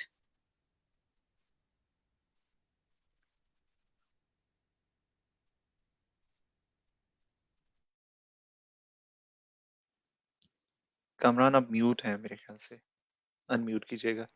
Oh sorry. बिनते शाकर लिखती हैं कि व्हाई यू डोंट रिप्लाई। तो आपके जो क्वेश्चन है वो हमारी डिस्कशन से अभी मैच नहीं कर पा रहे, हम इनके एंड पे आंसर देंगे। तो मैं चीज़ें देख रहा हूँ कमेंट भी, जो क्वेश्चन हमारी डिस्कशन से रिलेटेड होंगे उनको हम लेंगे और उन पर बात भी करेंगे इंशाल्लाह। तो काफ़ी सारी चीज़ें आगे आपने देख लिया कि कैसे आपको पीएचडी में जाने से पहले ये डिसाइड करना है, गिवन कि अगर आप पाकिस्तान में भी जाएँ तो कौन सी चीज़ें जिन पे आपने फोकस करनी, और कहाँ पे जाके आपने किस लैब में किस सुपरवाइजर के पास, और भी बहुत सारे। अच्छा, आप अगर बाहर के हवाले से बात करो तो एक तो ये होता है कि जैसे स्कॉलरशिप मिल रही है, बाहर घूम लेंगे, ये सारी चीज़ें ठीक है। लेकिन एक ना फैमिली से दूर रहना एक बड़ा मेंटली स्ट्रेसफुल वो होता है कि आप एक साल ऑलमोस्ट नहीं जा सकते। और फिर यहाँ पे सारे काम आपको ज़्यादा नौकर चाकर तो है नहीं साथ में, वो आपको खुद ही करने होते हैं। ये अगेन, और ये सारी चीज़ें और फिर यहाँ पे ये होता है कि वहाँ पे तो शायद कोई आपके घर में है, उनकी भी नज़र है, या कोई देख रहा नहीं देख रहा। यहाँ पे कोई नहीं देखता आपको, आप पढ़े तो आपकी मर्जी है, नहीं पढ़े तो आपकी मर्जी है। सुपरवाइजर का क्या है, वो महीने बाद अगर उसने रिपोर्ट नहीं भी देगा, एक दो दफा डांटेगा, उससे ज्यादा वो कुछ नहीं कर सकता। और क्या कर लेगा, भेज देगा वापस, ज्यादा से ज्यादा यही कर लेगा। वो भी हो सकता है बहुत सारे लोगों के लिए फायदा ना हो। तो यहाँ पे आपको बहुत सेल्फ मोटिवेटेड हर एक चीज में होना पड़ता है। पाकिस्तान में ये भी है कि आप चूंकि फैमिली के पास या वहाँ करीब होते हो तो आपको पता होता है, और जैसे नजर ने कहा कि खुद भी पैसे दे रहे, और उसकी भी बड़ी तकलीफ होती है, यहाँ पे पैसे मिल रहे होते हैं, तो इसलिए उतना एहसास नहीं होता। ये थोड़े से इश्यूज हैं, इवन कि अगर आप कंट्री से बाहर भी आके रहना चाह रहे हैं, और उसमें आपको ये सारी, और आप एकदम एक कल्चर से दूसरे कल्चर में आके जब वो आंखें खोलते हैं, तो वो एक और डिफरेंट तरह के सिनेरियो होते हैं कि आप कितने जल्दी उस इन्वायरमेंट में अब्जॉर्ब हो जाते हैं, उसमें भी बड़ा टाइम लगता है। और फिर बहुत सारी चीजें इधर उधर हो जाती है, अल्लाह रहम करे। इसलिए और जब आप उसी कंट्री में हैं और उन्हीं लोगों को अंडरस्टैंड कर रहे हैं और अगर आपको अच्छी पोजीशन मिल गई तो वहां पे रह के ये भी जो बेनिफिट्स हैं वो आप ले सकते हैं साथ में। और ये डिसएडवांटेज मेरा ख्याल है बाहर आने का है, उन सारी अच्छी अच्छी चीजों के साथ जो अभी हमने जिक्र की। बिल्कुल जी अतीक भाई। बिल्कुल, मैं 100% एग्री करता हूँ आपकी बातों से कि ये जो बाहर आके जो चैलेंजेस का सामना करना है और वो मुख्तलिफ हैं, लेकिन चैलेंजेस ज़रूर हैं। चाइना के अपने हैं, यूरोप के अपने हैं, अमेरिका के अपने हैं, जिसमें फैमिली से दूर होना तो सबसे पहली चीज़ है कि आपको बहुत वक़्त अकेले गुज़ारना होता है। फिर अकेले वो सब काम करने हैं जो शायद पाकिस्तान में बहुत और लोग हैं जो कर रहे होते हैं। फिर तीसरी इम्पोर्टेंट चीज़ जो मुझे नज़र आती है वो ये है कि आप जब इतना अरसा बाहर रहते हैं इस तरह के माहौल में तो आपकी पर्सनैलिटी पे बहुत बड़ा इम्पैक्ट हो रहा होता है। आप शायद अकेला रहना पसंद करने लग जाते हैं। अब आप उस तरह से घुल-मिल नहीं सकते जब वापस जाते हैं। तो अक्सर औक़ात मज़ाक के तौर पे ही कहा जाता है कि भई पीएचडी सरफिरे होते हैं। मुझे लगता है कि कहीं न कहीं उस पे इस चीज़ का इम्पैक्ट भी ज़रूर होता है, पढ़ाई के अलावा या काम के अलावा। और फिर एक इम्पोर्टेंट चीज़ मुझे ऐसा लगता है कि बाहर रहने का एक नुकसान ऐसा ये है कि आप शायद उस कॉज़ से दूर हो जाते हैं क्योंकि निकलते हुए घर से निकलते हुए हर बंदा ये सोच रहा होता है, जिस तरह आपने भी बड़ी प्यारी बात की कि हमने एट द एंड अगर वापस आ जाएँ हम बेहतर ट्रेनिंग लेकर और फिर हम पाकिस्तान की खिदमत करें। तो जब आप बाहर रहते हैं, बाहर के मुल्क चूँकि ज़्यादातर डेवलप्ड हैं, आप उन हालात को देखते हैं, फिर आप कंपेयर करते हैं, फिर आप कोसते हैं फिर अपने मुल्क को, फिर एक वक़्त आता है आप शायद वो वाला लगाव नहीं रहता आपका और आप कहते हैं भई मैं वापस क्यों जाऊँ जब वहाँ ये सब कुछ होता है इंसान के साथ और इनको देखो ये मेरी इतनी इतनी कदर कर रहे हैं, इतनी रिस्पेक्ट कर रहे हैं और इतना पे कर रहे हैं फॉर एग्ज़ाम्पल। तो मेरे ख़्याल से वो सारी चीज़ें जब आपके सामने आ जाती हैं और सब जब आप 3-4 साल, 5 साल उन चीज़ों के अंदर गुज़ारते हैं, तो समहाउ आपकी अटैचमेंट भी बढ़ जाती है। तो ये मुझे लगता है कि एक नुकसान है उस हवाले से कि वो जो ब्रेन ड्रेन सिचुएशन क्रिएट हो गई है उसको ये एंडोर्स कर रहा होता है। तो ये एक और एस्पेक्ट है पर्सनल नहीं है लेकिन स्टिल मेरे ख्याल से इसका बड़ा इम्पैक्ट है हमारे एजुकेशन सिस्टम के ऊपर। रज़ा हमने तो नुकसान गिने, बाहर आप कोई फायदे गिने पाकिस्तान में पढ़ने के? रज़ा आप हमें सुन पा रही? मैं तो नहीं हूँ भाई। जी, पहले वॉइस ब्रेक हो रही थी, अभी थोड़ी-सी मुझे आवाज़ आई है। आप जो पूछ रहे हैं अपना क्वेश्चन रिपीट करेंगे? मैंने ये कहा कि हमने तो नुकसान गिने पाकिस्तान के बाहर रह के पढ़ने के, आप कोई फायदे जी, गिने जी। पाकिस्तान में पढ़ने? मैंने फ़ायदे बताने हैं पाकिस्तान में रहने के? जी, जी, जी, बिल्कुल। देखिए फ़ायदे यही जो चीज़ें उन्होंने पहले डिस्कस भी की हैं कि आपका फैमिली के साथ इंटरेक्शन, एक फैमिली सिस्टम भी आप अपने साथ मतलब डिफरेंट चीज़ें होती हैं। उनको भी आप साथ लेके चल सकते हैं। उसके अलावा देखिए स्पेशली मैं फीमेल्स के हवाले से अगर बात करूँ, तो कितने मतलब अगर हम बाहर जाते हैं, हेल्थ इश्यूज़ होते हैं, कुछ होते हैं, यहाँ पे आपकी हर तरह की अवेलेबिलिटी यानी आप फ़ौरन आपकी फैमिली आपको अप्रोच कर सकती है या आपकी फैमिली में कोई मिसहैप हो जाता है, उस वहाँ और बहुत सारी ऐसी चीज़ें होती हैं, अगर आपकी मेंटल हेल्थ थोड़ी डिस्टर्ब होने लगती है, आप एक ब्रेक ले सकते हैं। मतलब इस तरह की चीज़ें बहुत सारी हैं जो आपके मेंटल हेल्थ के हवाले से क्योंकि मेंटली आप स्ट्रॉन्ग होंगे तो आप काम के लिए भी जो है वो क काम भी उसी लेवल का फिर करेंगे। तो इन सब चीज़ों को लेके अगर देखा जाए, तो ये चीज़ें हैं कि आप अपनी फैमिली स्पेशली देखिए फैमिली भी बहुत इम्पोर्टेंट होती है। I think a, hmm. Primary ये लेवल पे यानी कि फर्स्ट आपकी बात से मुझे ये याद आया कि पिछले एक 2 अरसे से हम चाइना वाले लोग तो जा नहीं सकते हैं। वैसे भी जब आप बाहर जाते हैं तो साल में एक ही दफ़ा पॉसिबल होता है। तो ये बात सोच लें कि जो आवाज़ ताए चाचे की बेटे-बेटी की शादी होने वाली है, वो शादी शायद ही आप अटेंड कर सकें अगर आप फॉर एग्ज़ाम्पल बाहर पढ़ने आते हैं, बड़ा मुश्किल होता है। और फिर खुदा ना ख़वास्ता अगर फैमिली में कोई डेथ हो जाए, तो आप या तो ये है कि दफ़न करते वक़्त पहुँचेंगे, आप नमाज़-ए-जनाज़ा से भी रहेंगे या फिर ये है कि वो भी बड़े खुशकिस्मत होंगे जो पहुँचे। दफ़न आपको शायद जाके कब्र देखनी पड़ेगी। मेरे अपने बहुत करीबी अज़ीज़ 2-3 रुख़सत हो गए दुनिया से और अब यही है कि मैंने जाके फ़ातिहा करनी है, हम जा नहीं सकते। ये एक और एस्पेक्ट है, बलजीत बशीर भाई ने एक चीज़ यहाँ पे लिखी है कि पाकिस्तान में पीएचडी अच्छे इंस्टीट्यूशन में बहुत एक्सपेंसिव भी है और अपॉर्च्युनिटीज़ भी बहुत कम है। तो फील्ड वर्क एक्सपेंसिव बहुत हो जाते हैं, बलजीत भाई चूँकि खुद भी फील्ड वर्क कर रहे हैं, उनको और कोई टूल्स भी नहीं है, ये भी एक बहुत बड़ा इंस्ट्रूमेंट्स इतने एक्सपेंसिव हैं, वो आपको हाथ भी नहीं लगाने देते। ये एक और बहुत जो डिसएडवांटेज आप इसको कह सकते हैं। बट अगेन ये है कि इस चीज़ को काफ़ी हद तक कंपनसेट किया जा सकता है। हम ज़िक्र कर रहे थे कि कुछ ऐसी फील्ड्स हैं जिनमें आपको महंगे इक्विपमेंट, ये एक पॉइंट हो सकता है कि ये पाकिस्तान में काम करने के डिसएडवांटेजेस हैं, अच्छे इंस्ट्रूमेंट नहीं होते, और उसमें भी है कि स्टूडेंट को उतनी ट्रेनिंग नहीं मिलती जहाँ कहीं है भी, और एक्सपेंसिव भी बहुत है, तो इसलिए स्कॉलरशिप लेके बाहर जाना चाहिए। बट कुछ ऐसी चीजें हैं जो पाकिस्तान में शायद बाहर आने की निस्बत भी ज्यादा हो सकती है। फॉर एग्जाम्पल, जहाँ पे आपको इतने महंगे इंस्ट्रूमेंट नहीं चाहिए, तो और अगर आपका थियोरेटिकल वर्क है, जैसे सोशल साइंसेज में मोस्टली काम होता है सर्वे वगैरह उन लोगों ने करना होता है, वो सर्वे पाकिस्तान में भी वैसा ही आपने करना है जैसा यहाँ पे बाहर आके करना है। रिसर्च अगर आपने एक डिजाइन कर लिया, एक प्रोजेक्ट बना लिया, तो वो ऐसी चीजें हैं जो पाकिस्तान में भी रह के उसी तरह से आप कर सकते हैं जैसे आप चाइना आके या इवन के यूरोप जाके करें। इससे आप क्या कहेंगे अतीक भाई? बिल्कुल, ये फील्ड डिपेंडेंट हो सकता है, जो अब मुझे नहीं अंदाजा कि वो किस फील्ड से हैं, लेकिन मुझे ऐसा लगता है कि अगर पाकिस्तान में किसी चीज की कमी है तो किसी चीज की ज्यादती भी है। अगर कोई मुश्किल है तो वहाँ आसानी भी मौजूद है। मसलन मुझे ऐसा लगता है कि एग्रीकल्चर से रिलेटेड रिसर्च पाकिस्तान में बहुत अच्छे से हो सकती है, क्योंकि लेबर कॉस्ट बहुत कम है। जहाँ आप यहाँ पे आपने एक्सपेरिमेंट 1000 स्क्वायर मीटर में लगाना है, वहां आप 3000 स्क्वायर मीटर में वो एक्सपेरिमेंट कर सकते हैं। मेरा एटलीस्ट ये ओपिनियन है, क्योंकि वहां बड़ी आसानी से उन चीजों को मैनेज कर सकते हैं। इंसान की तनख्वाह बहुत कम है जो वो उसका ख्याल रखेगा, इसी तरह की बहुत सारी चीजें। तो एक तो ये है कि कोलैबोरेशन से अगर वो चीज मिटिगेट हो सकती है तो वेल एंड गुड। अगर नहीं हो सकती तो there is always an option कि जो बंदा पाकिस्तान में पीएचडी कर रहा है वो कुछ अरसे बाहर चला जाए और अपना मटेरियल साथ ले जाए और वो वहां टेस्टिंग कर ले। वो उसका एक्सपोजर भी हो जाएगा और वो जब वापस आएगा तो बहुत सारी चीजें साथ लेकर आतिक भाई भी आएगा। बात आपकी काफी, एचईसी का प्रोग्राम भी है, एचईसी का एक सेमेस्टर अब्रॉड प्रोग्राम भी है, और अगर आप पीएचडी में अच्छा परफॉर्म करें तो देखते में यहाँ पे आप बात कर रहे थे तो मुझे याद आ गया। आप कंटिन्यू करें। बिल्कुल बिल्कुल इसी तरह बहरहाल बात यह है कि आप उस चीज को मिटिगेट कर सकते हैं, लेकिन आप कहें कि होली सोली रिसर्च हो ही नहीं सकती क्योंकि इंस्ट्रूमेंट मौजूद नहीं है, ऐसा नहीं है। मुझे लगता है कि एचईसी जब रिकॉग्नाइज करती है यूनिवर्सिटी को और उसको इजाजत देती है कि आप पीएचडी प्रोग्राम कंडक्ट करें सर्टन फील्ड के अंदर, तो वो एटलीस्ट जो बेसिक रिक्वायरमेंट्स हैं उनको फुलफिल करने के बाद और टेस्ट करने के बाद, देखने के बाद ही इजाजत मिलती है। हाँ, सब कुछ नहीं हो सकता। एक ही लैब के अंदर आप इलेक्ट्रॉन माइक्रोस्कोप भी रखते हैं और भी 50,000 चीजें रख लें, ऐसा हो नहीं सकता।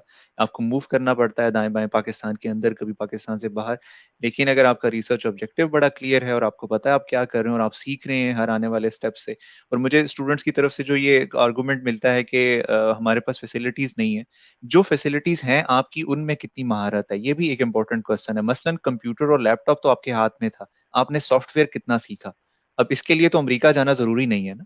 तो अगर आप उस लेवल तक पहुंच जाएं जहां पे थ्रेशोल्ड हो कि हाँ अब चीज मौजूद नहीं है और काम नहीं हो सकता, तो फिर तो आपका आर्गुमेंट जायज है। लेकिन अगर आप सिर्फ यही कह रहे हैं कि भाई यहाँ तो इंस्ट्रूमेंट्स ही नहीं है और यहाँ पे इक्विपमेंट ही नहीं है और हम कर ही नहीं सकते, आप पहले ये बता दें कि किया कितना है आपने। मेरे ख्याल से मैं थोड़ा स्ट्रिक्ट हो रहा हूँ, लेकिन स्टिल ये एक आर्गुमेंट जो मिल रहा होता है उसको इस नजर से देखना भी जरूरी है।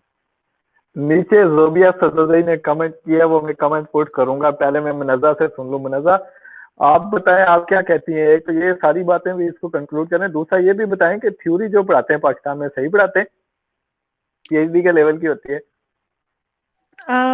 देखें, पहली बात तो ये कि ये चीज़ होती है ना कि कुछ फ्लॉज़ हमारे अपने पर्सनल फ्लॉज़ भी होते हैं। हम कभी भी अपनी खामी को एक्सेप्ट नहीं करते और हम सिस्टम को कोस रहे होते हैं। मतलब कुछ चीज़ें जो हम खुद भी ठीक कर सकते हैं, वो हम नहीं कर रहे होते हैं। और मैंने खुद अपनी लाइफ़ में ऐसी टीचर्स देखी हैं, जो चाइना से, जो यूरोप से पीएचडी करके आते हैं, लेकिन वो यहाँ पे अच्छा आके परफ़ॉर्म नहीं कर रहे। मतलब फिर इसमें हम यूरोप को कोसना शुरू कर दें कि नहीं, उसमें तो कहीं उनकी अपनी मिस्टेक है ना। तो इस ऐसा ही है कि कुछ ऐसे लोग जो पाकिस्तान से पीएचडी करके वो भी असिस्टेंट प्रोफेसर वहाँ पे हैं और वो भी हैं, वो उनसे अच्छा परफॉर्म कर रहे हैं। तो इस तरह मैं नहीं कह रही कि पाकिस्तान से ही हर हाल में पीएचडी करनी चाहिए। हाँ, आप ज़रूर हर जगह पे अप्लाई करें, आप अच्छी से अच्छी जगह, लेकिन फिर जो जगह आपके लिए अल्लाह ताला ने चुनी है वो बेशक आपके लिए बेहतरीन होगी। वो है ना कि आप फिर वो तवक्कुल वाली चीज़ कि तवक्कुल का ये मतलब है तू खंजर तेज़ रख अपना, फिर अंजाम उसकी तेज़ी का मुकद्दर के हवाले कर। फिर अगर आपका पाकिस्तान में एडमिशन हो जाता है और मैं ये सोच के बैठ जाऊँ कि नहीं मेरा तो ये ख्वाब था, मैंने बाहर जाना था, अब मैंने कुछ नहीं करना। तो ये चीज़ बहुत मैं इस चीज़ के खिलाफ हूँ। फिर जहाँ आप पैशन के साथ देखें, किसी चीज़ के लिए आप कोशिश करते हैं, ये हो ही नहीं सकता कि अल्लाह ताला आपके लिए उस जगह पे रास्ते ना पैदा करें। आपके लिए सबब भी बनते हैं, रास्ते भी खुलते हैं, सिर्फ़ आपकी स्ट्रगल की बात होती है कि आप उसके लिए किस लेवल तक जाके स्ट्रगल करते हैं। आप स्ट्रगल करते रहेंगे तो कहीं न कहीं आपको वो ज़रूर मिलेगी, ये चीज़ है। जी, बिल्कुल आपने बहुत जबरदस्त बात की। यहाँ पे दो चीजें आ गई हैं। एक मोहम्मद आशिम जोया साहब लिखते हैं कि there is nothing any benefit doing PhD in Pakistan because many PhD students are searching jobs in Pakistan. देखें, ये अगर आप यूरोप से भी करके आएंगे तो वो भी बेचारे फर्क फिर रहे हैं। यहाँ चाइना से पीएचडी करके गए हुए हैं, वो जॉब अपॉर्चुनिटीज है ही नहीं, क्या करें। ये एक डिफरेंट सिनारियो है। लेकिन ये है कि वो जो पाकिस्तान से पीएचडी कर रहे हैं उसका वो फायदा भी हो रहा है या नहीं हो रहा उल्टा। बिनते शाकर आपने अगेन ये पूछा है सोशल साइंसेज में पीएचडी कहाँ से करें, इस पे हम आएंगे। लेकिन जोबिया सदुदई ने वही बात कही है जो हमारे अतीक भाई डिस्कस कर रहे थे, और इनका कमेंट भी हमने ये पुट कर दिया है कि एक्चुअली देखें, एक ये अलग बात है कि आपके पास फैसिलिटीज नहीं है, बट जो चीजें आपके पास हैं। और मजे की बात यह है कि एक दफा ऐसा हुआ भी, हम यहाँ पे बैठे थे, अब मुझे उन प्रोफेसर साहब का नाम भूल गया, जो प्रोफेसर साहब भी थे, तो वो भी डिस्कस कर रहे थे और उन्होंने मुझसे इस हवाले से बात की कि पाकिस्तान में बिल्कुल ही कुछ नहीं है। मैंने कहा नहीं सर, कुछ ना कुछ थोड़ा बहुत होता है। तो उन्होंने बताया कि इस तरह कोई स्टूडेंट था और वो बड़ा इंटरेस्टेड था, वो बार बार कह रहा था कि नहीं कर ले, वहाँ पे तो हो ही नहीं सकता, ये है। और मैंने उससे ये कहा कि अच्छा, जो चीजें वहाँ पे हैं उसमें आपकी कितनी एक्सपर्टीज है, ये जरा मुझे बताएं। वो उन्होंने क्वेश्चन किया इस पे। तो बिल्कुल सही बात है कि यार जो रिसोर्सेज हैं उनको आप कितना यूटिलाइज करें, और उनसे आप जो चीजें आपके पास हैं उनसे आप कितना काम ले रहे हैं। यहाँ पे एक और मजे की बात मुझे याद आ गई कि हम बीएस कर रहे थे और हमारे पास पार्टिकल एनालाइजर नहीं था, नैनो मटेरियल्स पे काम कर रहे थे। तो अब कैसे पता चलेगा, नैनो मटेरियल बना दिए। तो हमने एक मेथड डेवलप किया था कि यूवी विजिबल स्पेक्ट्रोफोटोमीटर से आप नैनो पार्टिकल का साइज एस्टिमेट कर सकते हैं। और मैं हैरान होता हूँ, मैं जब कभी ये बात करता हूँ तो लोग हैरान होकर कहते हैं कि यार ये आपने कैसे किया था। इंटरेस्टिंग चीज है, इस पे हम आएंगे। आपके पास जो रिसोर्सेज है वो आप कितना अच्छी तरह इस्तेमाल कर रहे हैं और उस पर कितना आपकी कमांड है। जो नॉलेज आपने पढ़ा है, जैसे लैपटॉप तो हर जगह आपके पास है, उसमें से आपने कैसे कैसे चीजें सीख ली। अब तो समी भाई ने लिखा है कि एचईसी ने बहुत सारी पॉलिसीज चेंज की है। एचईसी की पॉलिसीज पे समी भाई पूरा हम शो करेंगे इंशाल्लाह, थोड़ा सा टाइम भी मिल जाए और कुछ उससे रिलेटेड बंदे भी मिले हमें, तो उस पर हम इंशाल्लाह डिस्कस करेंगे कि स्टूडेंट पे और यूनिवर्सिटीज पे और बाकी लोगों पे क्या इफेक्ट पड़ेंगे इससे। मैं अतीक भाई से अभी रिक्वेस्ट करूंगा कि वो कुछ ऐड करें और उसके बाद हम इंशाल्लाह इसको कंक्लूजन की तरफ लेके। बिल्कुल कामरान, जो पहले बात हो रही थी उसी को कंटिन्यू करूंगा। लेकिन मुझे ऐसा लगता है कि कहीं ना कहीं हम वो जो दौड़ है अच्छे से अच्छे इम्पैक्ट फैक्टर में पब्लिश करने की पेपर, और ऑफ कोर्स वहाँ पे आपको एडिशनल डेटा चाहिए, सप्लीमेंट्री इन्फॉर्मेशन चाहिए, बहुत सारी चीजें ऐसी हैं जो कि वो साइंटिफिक नॉर्म बनती जा रही है कि वही जर्नल्स अब आपसे वैलिडेशन मांग रहे होते हैं मुख्तलिफ चीजों की जो आपने की होती हैं। तो उसके लिए मुझे लगता है कि कहीं ना कहीं पाकिस्तान में कमी रह जाती है कि आप वो चीज़ें नहीं कर पा रहे होते, और शायद गिला भी उसी चीज़ पे होता है कि जी अगर होता तो हम ये कर लेते और हम वो कर लेते।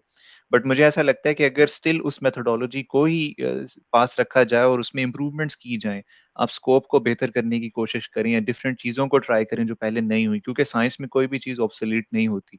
ऐसा होता है कि नई चीज़ें आ जाती हैं, लेकिन वो कंप्लीटली रिप्लेस कभी भी नहीं करती। कोई ऐसी टेक्नीक नहीं है मेरे ख्याल में, मैं गलत भी हो सकता हूँ, लेकिन मेरे ख्याल में ऐसा नहीं है कि कोई टेक्नीक ऐसी हो जो कंप्लीटली ऑब्सोलीट हो गई और आज के बाद कोई उसे यूज ना करता हो। तो मेरे ख्याल से उन चीज़ों पे भी जोर देना जो है वो बहुत इंपॉर्टेंट है। फिर जिस तरह भी एक कमेंट आया कि पाकिस्तान में जो एटीट्यूड है काम करने वाला, स्पेशली स्टूडेंट्स की तरफ से, ठीक है, सुपरवाइजर्स भी कहीं ना कहीं हमें नजर आता है कि वो बहुत मुख्तलिफ बिहेव कर रहे होते हैं। लेकिन अगर आप उनको देखें स्टूडेंट्स का बिहेवियर, मुझे ऐसा लगता है कि वो वैसा नहीं है जैसा बाहर आने के बाद या बाहर की ट्रेनिंग के बाद हो जाता है। और वो बिहेवियर अगर आपका ठीक नहीं होगा और अगर आपको लगेगा, और फिर ऑफ कोर्स यहाँ पे पीछे एक जॉब से रिलेटेड भी कमेंट आया, अगर आपको लगता है कि इस पीएचडी करने का इंसेंटिव जॉब होगी at the end of the day, तो मुझे नहीं लगता कि कैम्ब्रिज भी ऐसा कोई सर्टिफिकेट जारी करती कि आप हमारे पास आए तो आपकी जॉब होगी। कोई दुनिया की ऐसी यूनिवर्सिटी, एमआईटी भी आप चले जाएं, स्टैनफोर्ड चले जाएं, वो कभी भी ये नहीं कहते कि आप आए हम आपको पीएचडी करवाते हैं, नौकरी आपको हम दिलवा के ही देंगे।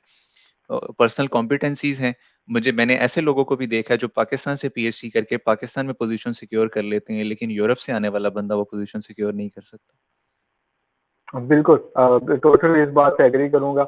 और उसके अलावा आप जो सुभान भाई ने ऐड किया, जैसे कि आप देख भी रहे होंगे स्क्रीन पे, और जो हमने पहले डिस्कशन कर ली हुई है कि अगर आप बाहर आते हैं तो डेफिनेटली आपको ये कुर्बानी देनी पड़ती है कि अपने फैमिली और फ्रेंड्स और बाकी सारी चीजें उनसे अनटच हो। यहाँ पे नए फ्रेंड्स बन जाते हैं, बट अगेन ये है कि फैमिली तो फैमिली है। और फिर जो कोई गमी खुशी के मौके होते हैं, कोई मातम हो गया खुदा ना खास्ता, तो आप उस सारी चीज़ों से, ये एक कुर्बानी जो बाहर आने वाले लोग हैं उनको देनी पड़ती है, और वहाँ पे जाहिर है आपको इस तरह के मसले नहीं होते। बट ये एक इंटरेस्टिंग क्वेश्चन है और हम इसको कंक्लूड भी कर रहे हैं क्योंकि हमारा टाइम भी हो रहा है, बाकी कमेंट भी देखते जाएंगे। ये कहते हैं कि you have to work in university after PhD. चलिए ये तो बाकी ठीक है। क्वेश्चन ये कि is there any other benefit PhD करने का? एक तो ये अगेन अच्छी चीज है, the question is why a person do PhD. Atiq भाई। बिल्कुल, मैं देखिए मैंने तो स्टार्ट ही यहाँ से किया था कि इस सवाल का जवाब अगर आपको नहीं आता तो मुझे भी नहीं आता। तो पीएचडी करने वाला पहले तो ये देखिए कि वो करना क्यों चाह रहा है। अगर for the sake of qualification करना चाह रहे हैं तो ठीक है, it's just another piece of paper जो आपने पहले भी रखी हैं बैचलर्स और मास्टर्स के। तो अगर आपको एक और चाहिए तो आप ले लेंगे, लेकिन अगर आपका गोल और आपका पैशन ये कि आपने उस फील्ड के अंदर एक इंडिपेंडेंट रिसर्चर बनना है, आपने एक ऐसा इंसान बनना है जिसकी फुल कमांड हो एक सर्टन एरिया के अंदर, तो फिर आपने अपने आप को झोंकना है एक पीएचडी की ट्रेनिंग में, चाहे पाकिस्तान में या पाकिस्तान से बाहर।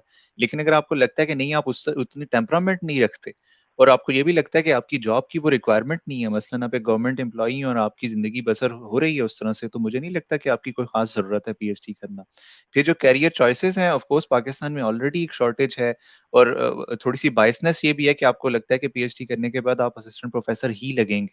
और यही वजह है जो मुनज़्ज़ा ने पहले बताया कि बहुत सारे टीचर्स इवन बाहर से पीएचडीज करके आते हैं और वो वैसा अच्छा परफॉर्म नहीं कर सकते। तो एक बहुत अच्छा रिसर्चर होना एक बहुत डिफरेंट पैरामीटर और एक बहुत अच्छा टीचर होना बहुत डिफरेंट पैरामीटर है।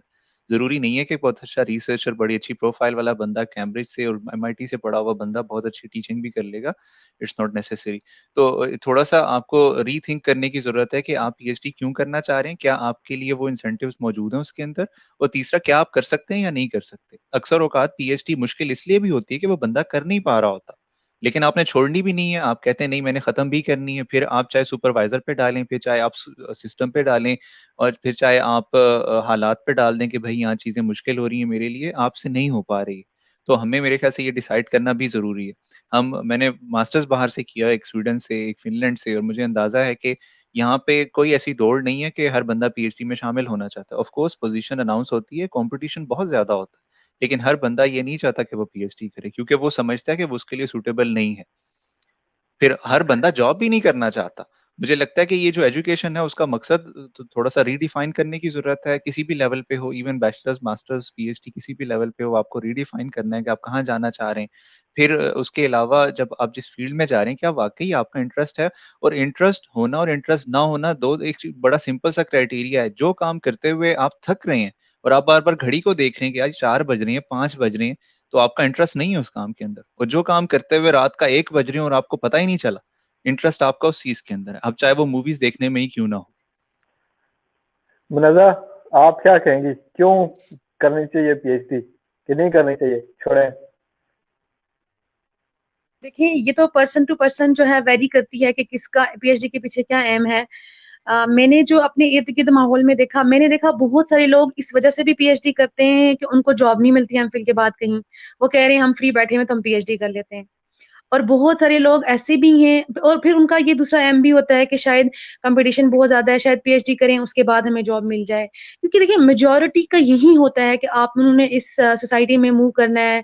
हर इंसान चाहता है कि वो एक हाई वैल्यू इंसान हो, उसके स्टैंडर्ड्स जो हैं वो हाई हो, वो सोसाइटी को कम्पीट करे, और उसकी जॉब एट द एंड जो रिजल्ट होता है सबका वो यही होता है कि बहुत ऐसे लोग भी होते होंगे, मैं नहीं डिनाई करती, कि जो लिटरली कोई चीज लर्न करना चाह रहे हैं या किसी फील्ड में कुछ पार्टिसिपेशन अपनी दे रहे हैं, अपनी नेशनलिज्म में पार्टिसिपेट करना चाह रहे हैं, अपनी कंट्री के लिए कुछ करना चाह रहे हैं। लेकिन जो मेजोरिटी, जो मेरा एक्सपीरियंस है वो यही है कि वो चाह रहे होते हैं कि उनकी अच्छी एक डिग्री हो जाएगी, उनकी किसी अच्छी यूनिवर्सिटी में या कहीं किसी अच्छी एडमिनिस्ट्रेटिव पोस्ट पे उनकी जॉब हो जाएगी, और उनका वो अपनी जो फैमिली का उनका जो वैल्यूज होंगी या जो सोसाइटी में वो इजीली मूव कर सकेंगे, उनका स्टैंडर्ड हाई हो जाएगा। बिल्कुल जबरदस्त बात आपने की। अतीक भाई ने शुरू में एक बात कही थी, मेरी लैब में थी एमएस, हम दोनों ने इकट्ठे किया यहाँ पे। तो मैंने उससे कहा कि आपने एमएस के बाद क्या करना, उसने कहा कि बस खत्म पढ़ाई, मैंने नहीं करी। हालांकि अच्छी पोजीशन थी, जो कैश के मास्टर या पीएचडी होते हैं चाइना में बड़े हाईली रिगार्डेड होते हैं, नौकरी शोकरियाँ मिल जाती है जल्दी। तो वो खैर बाद में डिजाइनिंग की तरफ चले गई, वो वैसे भी डिजाइनिंग काफी अच्छी करती थी। तो उसने कहा यार मैंने तो कैश में दाखिल होना एक हमारे यहाँ ख्वाब होते हैं, तो इसलिए आ गई थी। वैसे सिंपल सीधी सीधी बात। बाकी मुझे पीएचडी मास्टर करने का कोई शौक नहीं है, और ना मुझे पीएचडी करनी, मुझे जॉब भी मिल गई हुई। चली गई। इस तरह के एक दो और लोग थे एमएस के बाद, उन्होंने कहा कि नहीं हमने एमएस किया और हमें ये लग गया कि हम रिसर्च के लिए नहीं बने हुए, हम आगे पढ़ना ही नहीं चाह रहे, छोड़ दिया। अभी मेरा एक लैबमेट है वो यही कहता है बस मेरा एमएस हो जाए, मैंने उसके बाद वापस नहीं आना। अतिया शाहीन ने ये लिखा है कि अगर आप में पैशन है तो अब्रॉड से पीएचडी करना बेटर है, अच्छी स्कॉलरशिप की वजह से। उनके मैंने देखा है कि मोस्टली स्टूडेंट अगर वो स्कॉलरशिप है तो फिर डेफिनेटली आपको जॉब करने की जरूरत नहीं। ये तो हमने डिस्कस किया कि एक पॉइंट है, आप बेफिक्र हो के रिसर्च कर सकते हैं, लेकिन अगर आप रिसर्च करना चाहें तो। और शायद सलीम भाई लिखते हैं कि peer pressure is another problem. बिल्कुल जी, शायद भाई ताया के बेटे ने अगर पीएचडी कर ली तो ताया की बेटी भी पीएचडी कर गई है, अब मैं क्यों ना करूं यार। ये एक बहुत बड़ा मसला है हमारे यहाँ कि हम बजाय इसके कि कोई काम देखें कि उसकी जरूरत है या नहीं है, हम लोगों को दिखाने के लिए करते हैं कि यार पता लग जाए फलां ने पीएचडी कर ली डिग्री में। कुछ लोग पीएचडी इसलिए भी करते हैं कि पीएचडी के गवर्नमेंट जॉब में है। अच्छा, ये अच्छा बात, ये अच्छा है यार। वैसे पीएचडी वालों को अलाउंस मिलता है, no allowance for school teacher in government job. यार देखें ये तो उधर से ही नेगेटिव बात भी आ गई बिनते शाकर में कि अलाउंस तो मिलता कोई नहीं। इतने सारे फैक्टर हैं और हमारा चूंकि टाइम कम हो रहा है, मैं कमेंट्स की तरफ जाऊंगा और फिर एंड पे कंक्लूजन हम सबसे पूछेंगे। आप कमेंट अभी भी कर सकते हैं, उसको हम शेयर करेंगे। और लेकिन यहाँ पे एक और बहुत बड़ा क्वेश्चन आ गया और उस क्वेश्चन में मैं चाहता हूँ कि हम एक और डिबेट करें। वो क्वेश्चन ये है कि पीएचडी क्यों करनी चाहिए। ये आपने सोचना है बैठ के, आपके लिए भी होमवर्क है। शाह फैसल भी हमारे साथ थे, इस्लाम उन्होंने दिया, दारे फरमान हमारे साथ थे, सैयद अली जहेर भाई बहुत शुक्रिया आप सबका। शाह फैसल भाई आपने सिर्फ अतीक भाई के लिए यार प्राउड ऑफ यू यार, आपको दो और बंदे नजर नहीं आ रहे थे। बहरहाल बहुत शुक्रिया। जज़ाकल्लाह। सना जमशेद देख लें अतीक भाई और सना जमशेद हमारे साथ थी। शाह फैसल भाई उधर उनको आपने प्राउड ऑफ यू कहा, मुझे आप सिर्फ सलाम कर रहे हैं यार आप पे सलामती भेज रहे हैं वो ज्यादा बेहतर है मेरे ख्याल से। नहीं मैंने एक्सेप्ट कर ली। और कमल अवान हमारे साथ थी, किरण जरा हमारे साथ रही। आप सारे लोग जो हमें सुनते रहे, यकीन करें बहुत दुआएं आपके लिए, बहुत मोहब्बतें, आपका बेहद शुक्रिया। आपने ये सवाल पूछा था कि पीएचडी में एडमिशन के लिए क्या याद रखें, एजुकेशन में पीएचडी करनी आपने तो आप पाकिस्तान से कर लें, कायद-ए-आज़म से कर लें और किसी जहाँ पे आप समझें कि एजुकेशन में अच्छी रिसर्च हो रही है, कोई सुपरवाइजर मिल जाए और इन्वायरमेंट भी अच्छा है, वहाँ से कर लें। ये तो कोई इतना मसला नहीं है। मेरा नहीं ख्याल कि एजुकेशन में पाकिस्तान से पीएचडी करने में कोई भी बुराई है। नादिया मीर हमारे साथ थी, रेगुलर रही, बहुत अच्छी बात है, हमारे सारे ही शो में आती, बहुत अच्छा। और how much it cost, Munazza ये आपसे क्वेश्चन है, मेरा ख्याल है उन्होंने पूछा है कि आपकी फीस कितनी है, सेमेस्टर फी बता दें। सेमेस्टर फी तो देखें ये वेरी करती है, मुझे बाकी यूनिवर्सिटीज का नहीं पता, मैं अपनी ही यूनिवर्सिटी का आपको बता सकती हूँ कि जो फर्स्ट सेमेस्टर की थी वो 60s में चली जाती है और विद हॉस्टल में, हॉस्टल के साथ, क्योंकि हमारे ना हॉस्टल का सेमेस्टर का रेंट भी उसके साथ होता है।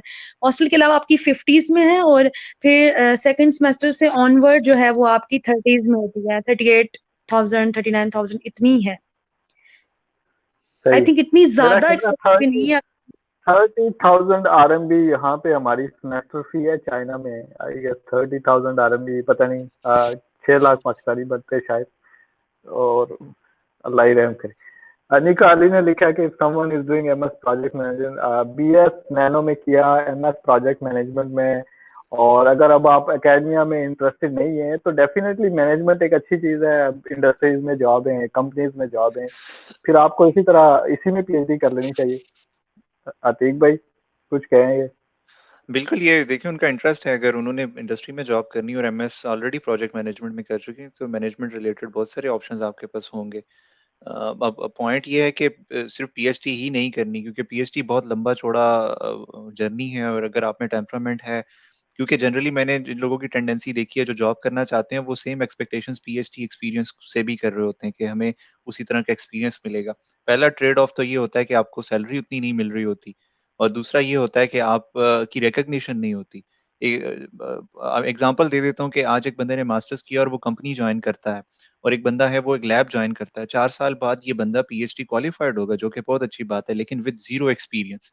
और दूसरी तरफ वो बंदा 4 साल एक्सपीरियंस रखता होगा उस फील्ड के अंदर, और वो रिकग्निशन होगी उसकी इंडस्ट्री के अंदर, और वो बेहतर जगह पे अप्रोच कर सकता है चीज़ों को बहुत डिफरेंटली।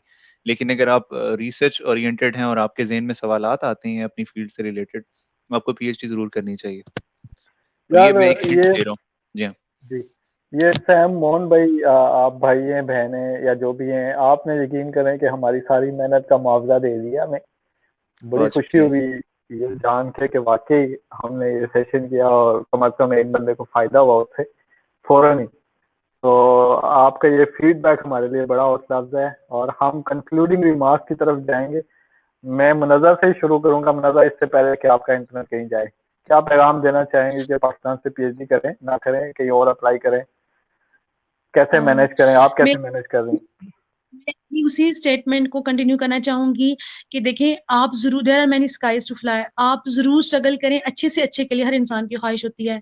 और फिर जब आपको जो चीज मिल जाती है, तो उस पे इस यकीन कामिल के साथ आप उसको शुरू करें कि अल्लाह ताला ने आपके लिए कोई बेहतरीन फैसला किया हुआ है, जो आपको वो चीज मिल गई है, चाहे वो आपकी पाकिस्तान में पीएचडी ही क्यों नहीं है। तो अगर आप, मैं एक बुक में कल पढ़ रही थी कि अगर आप जो है ना वो 10 मिनट ही डेली का आप काउंट कर लें जो आप शिकवे करने में गुजारते हैं, वो 10 मिनट अगर आप किसी प्रोडक्टिव चीज में गुजारें, यानी उसी चीज को ठीक करने में लगा दें, अगर अपने आप पे वर्क करने में लगा दें, तो वो बहुत बेहतर हो सकता है आपके लिए। तो उसमें फिर ये है कि हम अपनी जहनों पे ये चीज सवार करने के बजाय अब हम उसके लिए स्ट्रगल करें, तो हम इंशाल्लाह उस चीज को अचीव कर सकते हैं। पाकिस्तान से भी बहुत अच्छी पीएचडी हो सकती है, ये सिर्फ और सिर्फ आप पे डिपेंड करता है कि आप उसको कितने अच्छे, किस पैशन से लेके चलते हैं, आपका वर्किंग पैशन कितना है। कहीं ये तो नहीं है कि आपकी स्टार्टिंग में एक्साइटमेंट है, आप एडमिशन लेते हैं एक सेमेस्टर और आप थक जाते हैं और फिर आपका वही, आप काम नहीं करते सही तरह से और फिर वही आपका पेंडिंग पे सारा कुछ चला जाता है काम, और फिर आप सिस्टम को कोसते हैं। कुछ ऐसी भी मुश्किलें आपकी राह में आती हैं तो जो आपको और ऊंचा उड़ाने के लिए होती हैं, उन चीजों से आप सीखते हैं और आप उन चीजों से और आगे जाते हैं। तो हिम्मत ना हारें, क्योंकि जो चीज फिर होता है ना कि आपने कमिटमेंट की है जिस चीज के साथ, तो फिर उस कमिटमेंट को पूरा करें। और आई थिंक आप बहुत अच्छे तरीके से डिग्री भी ले सकते हैं और अपना जो करियर आप परस्यू करना चाहते हैं वो भी कर सकते हैं। इसमें कोई कोई भी सेकंड ऑप्शन, सेकंड स्टेटमेंट नहीं है कि आपने पाकिस्तान में एडमिशन ले लिया पीएचडी में और बस आप फेल हो गए, आप कुछ नहीं कर सकते, आपका काम नहीं हो रहा, यहाँ पे तो सिस्टम ही ऐसा है, ये है वो है अपना है। अतीक भाई। जी बिल्कुल, मैं एक चीज बड़ी वसूख के साथ कहना चाहता हूँ कि अक्सर लोग जो पाकिस्तान में पीएचडी नहीं करना चाहते, उसमें वजह ये होती है कि उनको एक इंफीरियोरिटी कॉम्प्लेक्स होता है कि हम यहाँ से करेंगे तो शायद वो वाली बात नहीं होगी जो शायद बाहर जाके होती है। और मुझे लगता है कि ये चीजें हम बारहा डिबेट कर चुके हैं इसके ऊपर कि सब तो बाहर जा नहीं सकते। ये तो एक मैथमेटिक्स भी डिफाइन कर चुकी है इसको कि 100 बंदे अप्लाई कर रहे हैं तो एक अपॉर्चुनिटी आपके सामने आती है। और अब दूसरी बात यह है कि जब आप पाकिस्तान में पीएचडी करना चाह रहे हैं तो पहले आप अपने उस सारे ट्रेड ऑफ को देख लें कि आपकी लाइफ की क्या एक्सपेक्टेशंस हैं अपने करियर के साथ, अपनी फैमिली के साथ जुड़ने की। फिर आपने जो टाइम लाइन अपनी बनाई है उसके अंदर आप अपने आप को कहाँ देखना चाहते हैं 4-5 साल बाद, क्योंकि गारंटी कैम्ब्रिज और ऑक्सफोर्ड से भी नहीं मिलती जो आपकी, ये मैं आपको बता दूं। आपने काम ही करना होता है। फिर जब आप पीएचडी स्टार्ट कर लेते हैं तो आप उसको एक प्रोसेस के थ्रू लर्न कर रहे होते हैं। हर आए दिन आप चीजें भी सीख रहे होते हैं, आप उस एटीट्यूड को सीख रहे होते हैं जो रिसर्च में रिक्वायर्ड है। Patience is the key. और मुझे लगता है कि हम चूंकि बहैसियत कौम बेसब्री का शिकार हैं, तो शायद इसलिए भी कभी कभी फ्रस्ट्रेशन बन जाती है पीएचडी करना हमारे लिए। और वो चीजें जब तक आप नहीं सीखेंगे, ये लाइफ सेविंग स्किल्स हैं। और एक अच्छा रिसर्चर, मुझे लगता है कि एक अच्छा इंसान नहीं बन पाता एट द एंड, तो शायद उसको रिसर्च से कोई फायदा नहीं हुआ, क्योंकि उसने सही सब्र भी बात। सीखना है, उसने कम्युनिकेशन भी सीखनी है, उसने रिस्पेक्ट भी सीखनी है, उसने हारना भी सीखना है, फेल होना और उसके बाद खड़ा होना भी सीखना है। और ये सारी चीजें आपको पीएचडी हर आए दिन सिखा रही होती है। तो वो एक्सपेरिमेंट जस्ट केमिकल्स का मिक्स करना नहीं होता, बल्कि वो शायद लाइफ लॉन्ग लेसन्स होते हैं आपके। और फिर जी जी। एक्नॉलेजमेंट्स भी हैं। ऐसा नहीं है पीएच आप एक अच्छा पेपर पब्लिश करते हैं, लोग तालियां बजाते हैं आपके लिए, लोग उसको साइट करते हैं, आपको वो सारी की सारी चीजें, वो सारी फीलिंग्स रियल लाइफ में फील हो रही होती हैं। वो अलग बात है कि कुछ लोग महसूस कर पाते हैं और कुछ नहीं कर पाते। तो पीएचडी करना ऑफ कोर्स एक चैलेंजिंग टास्क है, चाहे पाकिस्तान से करें या बाहर। अपने अपने चैलेंजेस हैं। बाहर आएंगे शायद मॉनेटरी चैलेंजेस नहीं होंगे, लैब के इक्विपमेंट के चैलेंजेस नहीं होंगे, लेकिन अकेला रहना चैलेंज बन जाएगा, घर से दूर रहना चैलेंज बन जाएगा, जबान चैलेंज बन जाएगी। और जब पाकिस्तान में आप कर रहे होंगे तो शायद आपको इंसेंटिव नहीं मिल रहा होगा, शायद सुपरवाइजर तंग कर रहा होगा, शायद इक्विपमेंट नहीं होगा, लेकिन आपके घर पे रहने का एक फायदा होगा। आपकी वहां पे जो फैमिली के साथ एक्टिविटीज हैं वो कंटिन्यूड रहेंगी, दोस्तों के करीब रहना। आपके पास बहुत सारी ऐसी चीजें जो शायद बाहर आके आपको खुद करनी पड़ती हैं, पाकिस्तान में कोई ना कोई आपके लिए कर रहा होता है। तो शायद इन सारी चीजों को सामने रखें, इन लिस्ट करें और टिक मार्क करें, तो आपकी इक्वेशन बड़ी क्लियर हो जाएगी कि आपको करनी चाहिए या नहीं करनी चाहिए। बिल्कुल। बहुत अच्छी आपने तकरीबन सारी चीज़ें डिस्कस कर ली। मोहम्मद अवैस भाई हमारे साथ थे, आपकी हौसला अफजाई, फरवा मुश्ताक आपकी हौसला अफजाई का बेहद शुक्रिया। लेकिन मैं समझता हूँ कि हमारे सेशन को समराइज कर दिया जोबिया सरदई ने ये कमेंट में, और हमारा मकसद भी यही था कि ज़ाहिर आप सारे स्टूडेंट को स्कॉलरशिप नहीं मिल रही, और जो पाकिस्तान में कर रहे हैं तो वो कम अज़ कम ये बुझे हुए दिल के साथ पीएचडी ना करें कि हमारा तो कहीं हुआ ही नहीं, हम पाकिस्तान में हो गया तो अब क्या करेंगे। तो हम आपको ये मैसेज देना चाह रहे थे कि हर जगह के अपने अपने इश्यूज और चैलेंजेस हैं, आप बाहर भी अप्लाई करें, हो जाए बहुत अच्छी बात है, नहीं होता तो आप पाकिस्तान में भी कर सकते हैं, ज़रूर वहाँ पे करें। और कुछ पाकिस्तान में रहने के, जैसे अतीक भाई ने वो सारी चीज़ें समराइज कर ली कि कुछ फ़ायदे हैं, कुछ नुकसान है, कुछ बाहर आने के फ़ायदे और कुछ नुकसान है। बट वंस अगेन जो बहुत इंपॉर्टेंट क्वेश्चन है और जिससे मुझे लगता है कि हमें एक और डिस्कशन करनी चाहिए, कि सबसे पहले तो खुद से ये सवाल करें कि आपको पीएचडी करनी चाहिए या नहीं करनी चाहिए, एमएस करना चाहिए या नहीं करना चाहिए, उससे आपकी लाइफ में क्या वैल्यू ऐड होगी, क्या क्या चीजें इंप्रूव होंगी, ये बहुत अच्छा सवाल है। और जब आप इस सवाल का आंसर फाइंड कर लेंगे तो फिर आप ये देख सकते हैं कि वो वैल्यू जो आप ऐड करना चाह रहे हैं पीएचडी या एमएस से, वो पाकिस्तान में रह के ऐड हो सकती है या आपको बाहर जाना पड़ेगा। और फिर जब चैलेंजेस आते हैं तो आप उन चैलेंजेस से निकलने का रास्ता ढूंढते हैं, कि फॉर एग्जांपल इंस्ट्रूमेंट आपको वहाँ पे पाकिस्तान में अवेलेबल नहीं है, तो क्या आपके दोस्त यार आप ऐसे कनेक्शन बना सकते हैं आउटसाइड द कंट्री जो आपको उन इंस्ट्रूमेंट में वहाँ पे हेल्प कर लें, या फॉर एग्जाम्पल जैसे एचईसी की जो फंडिंग आती है, तो वो जहाँ भी चैलेंजेस होंगे वहाँ पे एक ना एक रास्ता होता है, आप उनको उसको फाइंड करते हैं और फिर उस पर आप अमल करते हैं। आप सारे लोग हमारे साथ रहे, आप हमें सुनते रहे, हम आपके बेहद मशहूर हैं। लेकिन मैं सवाल आपके लिए छोड़ के जा रहा हूँ, हम कोशिश करेंगे कि इसके आए कि पीएचडी किन लोगों को करनी चाहिए और कब करनी चाहिए और क्यों करनी चाहिए, इससे हमारी डिस्कशन हो। वैस भाई ने लिखा है कि in the stage of mid career some people want switch that can be motivation for. बिल्कुल ऐसा ही है, बट ये कि पीछे कोई स्ट्रांग मोटिवेशन होनी चाहिए जो आपको, देखें पीएचडी ऐसा नहीं है कि एक दिन में हो जाएगी, आप सोए और सुबह जागे तो पीएचडी हो जाए, और बड़ी काफी सारे इश्यूज आते हैं इसमें। तो अगर आपकी स्ट्रांग मोटिवेशन नहीं होगी तो डेफिनेटली आप उसमें बहुत मार खाएंगे। और मौसम मुश्ताक भी, आपकी भी हौसला अफजाई का बहुत शुक्रिया। समी भाई आपने कमेंट किया था, और इंशाल्लाह उस सेशन को हम ऑर्गेनाइज करने की कोशिश करते हैं, जो एचईसी की पॉलिसी आई है उस पर हम डिस्कशन करवाते हैं। जाहिर है उसमें रेलिवेंट बंदे हमें चाहिए होंगे, जल्दी हम उस पर भी आपके साथ हाजिर होंगे। आप सारे लोगों के तावन, हौसला अफजाई, दुआओं का बहुत शुक्रिया। मुझे, अतीक भाई और मुनज़्ज़र को इजाज़त दीजिए, और हमें अपनी दुआओं में याद रखिएगा। इंशाल्लाह फिर अगले महीने किसी नए टॉपिक के साथ आपके पास हाजिर होंगे। अस्सलाम वालेकुम। वालेकुम अस्सलाम। वालेकुम अस्सलाम।